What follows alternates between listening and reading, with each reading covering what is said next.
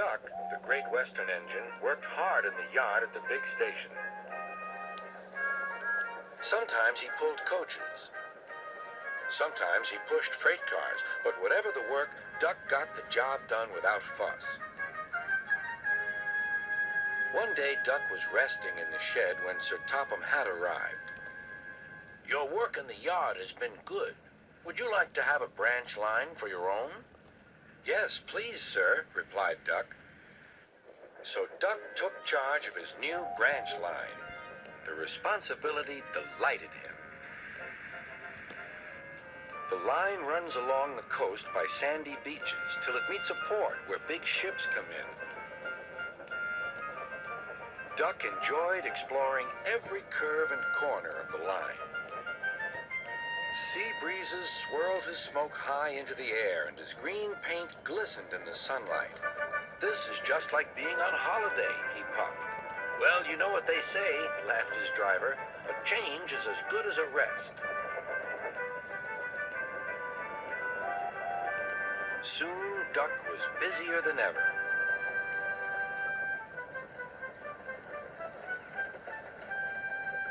Sir Topham Hatt was building a new station at the port. Duck pulled the heavy freight cars wherever they were needed. Bertie looked after Duck's passengers, and the other engines helped too, but the work took a long time.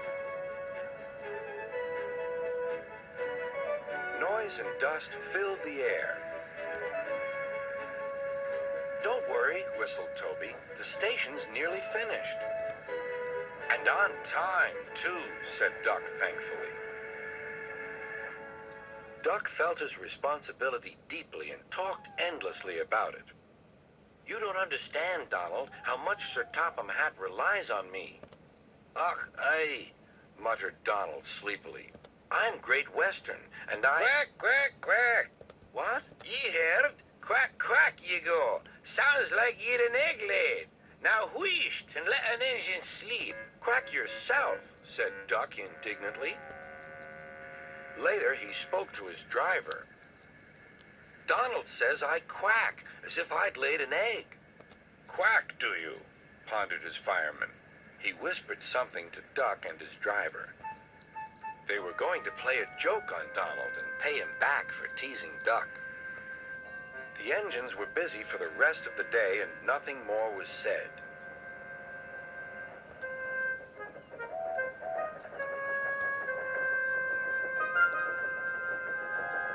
Not even a quack. But when at last Donald was asleep, Duck's driver and fireman popped something into his water tank.